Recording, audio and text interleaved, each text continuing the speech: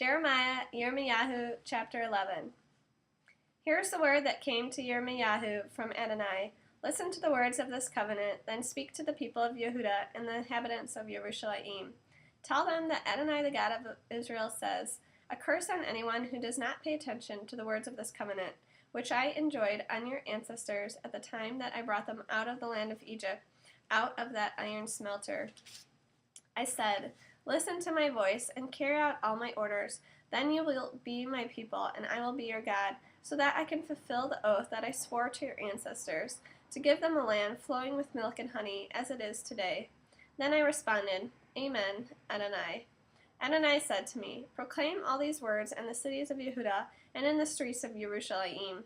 Listen to the words of this covenant and obey them, for I solemnly warn your ancestors at the time when I brought them out of the land of Egypt, and until this day I have frequently warned them, listen to my voice, but they have not listened or paid attention. Instead, each one has lived according to the stubbornness of his own evil heart.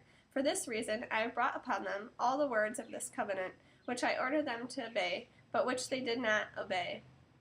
Then Adonai said to me, "The men of Yehuda and the people living in Yerushalayim have formed a conspiracy. They have returned to the sins of their ancestors, who refused to hear my words, and they have gone after other gods to serve them.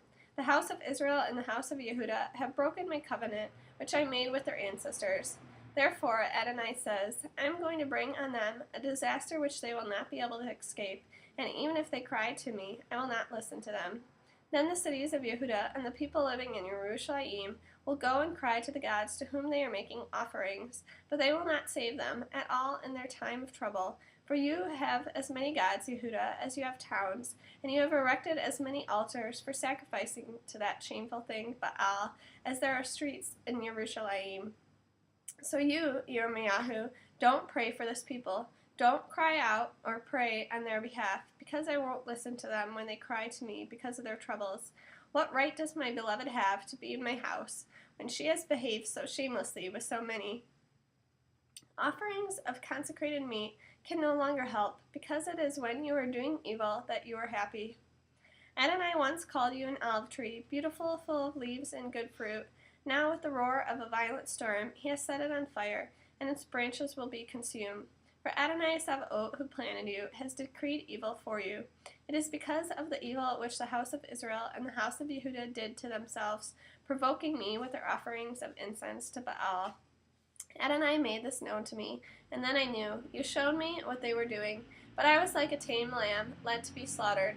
I did not know that they were plotting schemes against me. Let's destroy the tree with its fruit. We'll cut him off from the land of the living, so that his name will be forgotten. Adonai Sabaoth, righteous judge, tester of motives and thoughts, I have committed my cause to you, so let me see your vengeance on them. Therefore, here's what Adonai says concerning the men from Anatot who seek your life and who tell you, stop prophesying in the name of Adonai, or we will kill you ourselves. This is what Adonai Sabaoth says. I will punish them. Their young men will die by the sword, and their sons and daughters will die by famine. None of them will remain, for I will bring disaster on the men from Anatot when the year comes for them to be punished.